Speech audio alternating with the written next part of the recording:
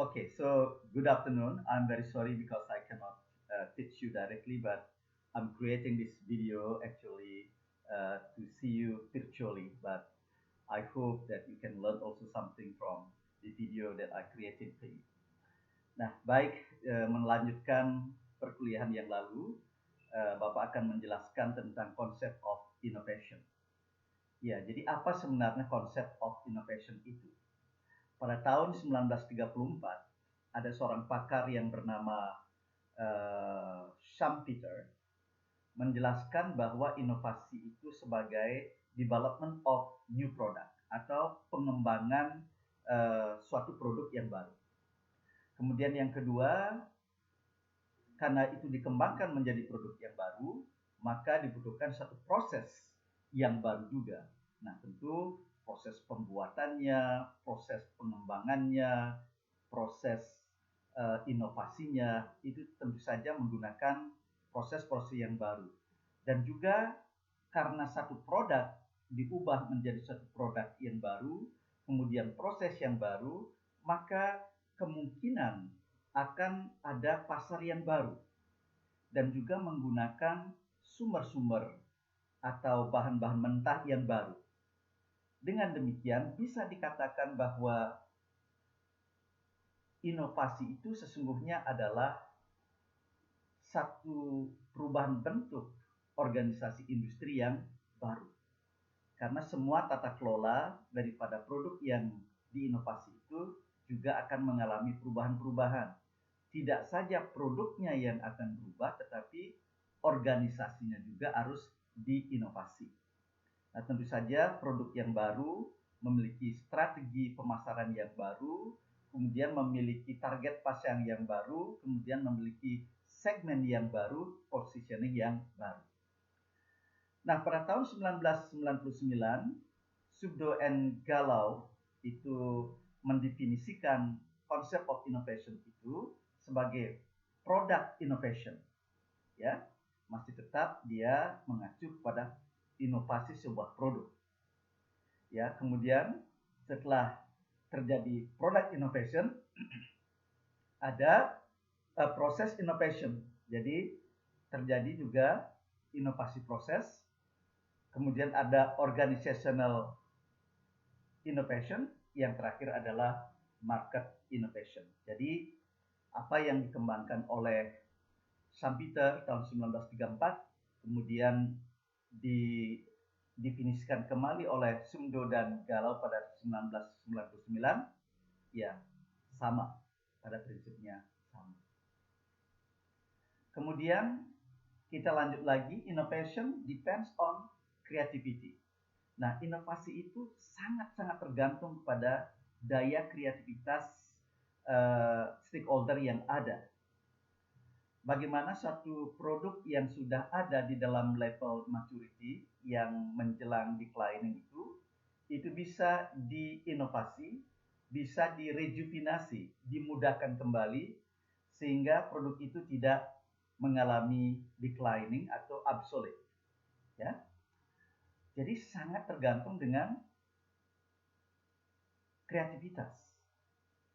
Jadi dikatakan di sini, creativity applies to the production of new ideas, new approaches, and invention. Jadi satu ide kreativitas yang digunakan di dalam mengembangkan satu produk itu tentu dibutuhkan ide yang baru, kemudian pendekatan-pendekatan yang baru, dan juga tentu saja penemuan-penemuan yang baru. Di dalam konteks produk destinasi pariwisata, ini tentu dilakukan melalui kajian-kajian seperti yang dikatakan pada minggu yang lalu, bagaimana kita bisa melakukan analisa permintaan, demand, dan juga analisa supply. Jadi supply dan demand itu harus betul-betul match sehingga tidak terjadi mismatch. Misalnya kalau permintaan tamu itu adalah A, bagaimana kita bisa memenuhi sesuai dengan permintaannya.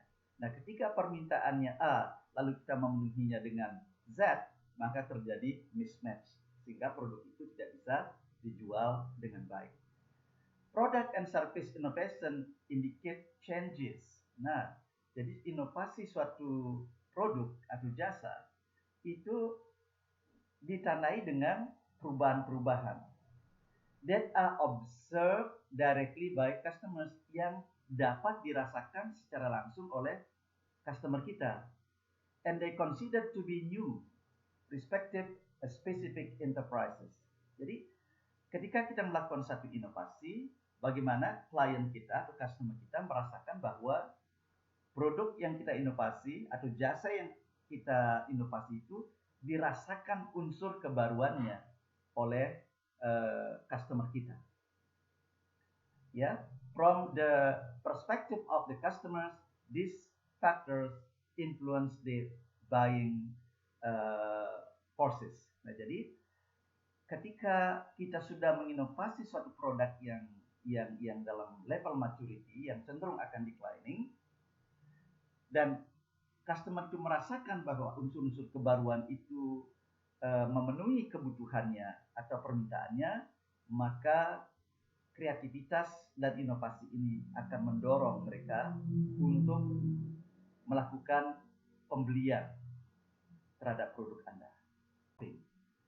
Nah, ini yang merupakan satu atraksi yang satu komponen yang sangat basic sekali, yang sangat dasar, yang perlu kita sampaikan kepada wisatawan kita nanti. Nah, ini yang perlu dibuat perencanaannya. Di situ kemudian ada destination environment. Nah, bagaimana lingkungan daripada destinasi itu sendiri? Apa saja lingkungan destinasi itu sendiri? Misalnya di sini ada host population and culture. Bagaimana penduduk asli dan juga budayanya. Kita lihat culture attribute. Nah, ciri-ciri budaya masyarakat itu seperti apa? Kemudian apakah di situ ada misalnya culture brokers. Nah, culture brokers ini adalah komersialisasi kebudayaan yang digunakan sebagai atraksi wisatawan. Apakah di situ ada build? Nah, kalau build ini maksudnya adalah seperti misalnya kalau di Bali itu ada GWK, ada candi-candi Borobudur, kemudian ada budaya-budaya yang sifatnya warisan budaya. Kemudian apakah juga ada natural heritage atau warisan budaya alam. Nah, ini diidentifikasi. Kemudian lingkungan yang selanjutnya adalah atraksi. Apa yang dilihat dan dilakukan oleh wisatawan ketika mereka akan berkunjung di destinasi yang Anda ciptakan. Adakah insentif untuk melakukan perjalanan di sana? Apakah ada budaya-budaya, warisan budaya, kemudian ciri-ciri budaya di sana seperti apa? Nah, kemudian semuanya ini akan dikomunikasikan. Information, promotion, and direction di sini. Ini dikomunikasikan. Apa yang dikomunikasikan itu adalah citra dan persepsi terhadap tempat yang akan dipromosikan. Kemudian di situ ada promosi dan marketingnya, kemudian ada petunjuk-petunjuk dan tentu saja harus ada tanda-tanda yang bisa diikuti oleh wisatawan, kemudian ada informasi dan publikasi. Ya. Nah, setelah ini sudah dikaji dan sudah direncanakan dengan baik, maka akan masuk ke dalam tourist market dia. Nah, di tourist market ini ada demand, kemudian ada attribute. Misalnya yang diminta oleh wisatawan itu adalah location karakteristiknya. Ciri-ciri lokasinya seperti apa? Cuacanya apakah panas, apakah dingin, masyarakatnya apakah ramah atau tidak ramah, alamnya apakah indah atau tidak indah, ya. Jadi semua di sini ada cultural patterning-nya, pola budaya yang ada di destinasi itu, kemudian permintaan-permintaan yang diminta oleh wisatawan ini akan diidentifikasi, kemudian kegiatan-kegiatan yang menarik juga akan dikomunikasikan, kemudian pola pengeluarannya ketika mereka ada di destinasi, apakah ini termasuk destinasi yang luxury atau destinasi yang medium atau low cost, ya. Kemudian kita harus lihat juga seasonality-nya, artinya di musim apa, bulan berapa bagus berkunjung ke destinasi yang Anda rancang. Nah, kemudian selanjutnya adalah bagaimana kita bisa mengakses destinasi yang kita rancang itu dengan memakai mode of transportation yang available di daerah tujuan, ya. Misalnya bagaimana kita bisa akses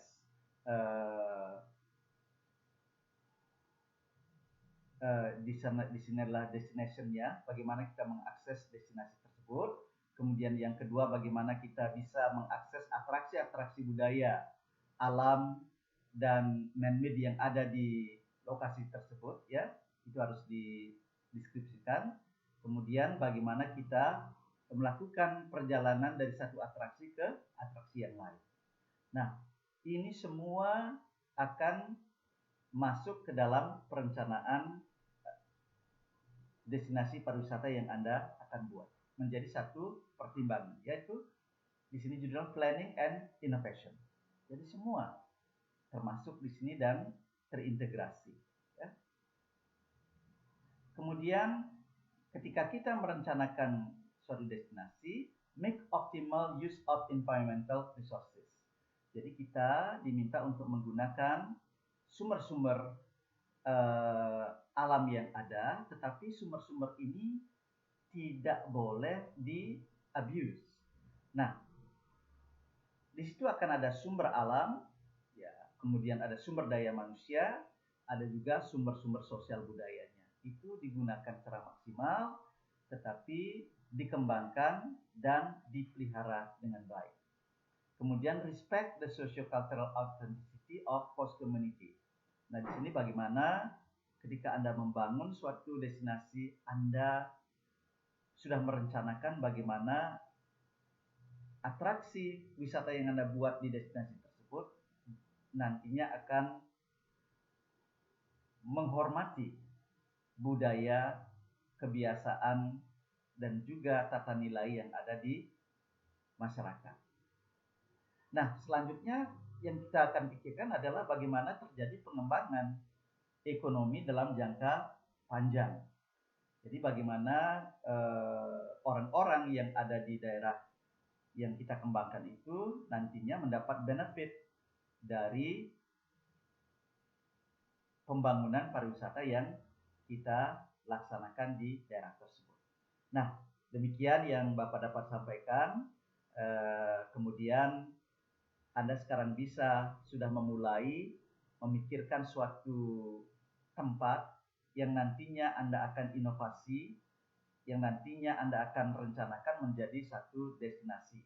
Nah, tugas Anda untuk minggu depan adalah Anda memilih satu tempat, lalu Anda membuat perencanaan global.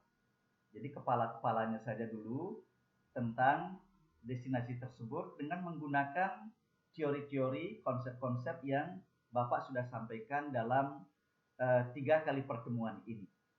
Jadi sekali lagi terima kasih. Semoga video ini dapat memberikan gambaran yang lebih luas, wawasan yang lebih luas tentang pengembangan atau perencanaan destinasi pariwisata dan inovasi produk pariwisata.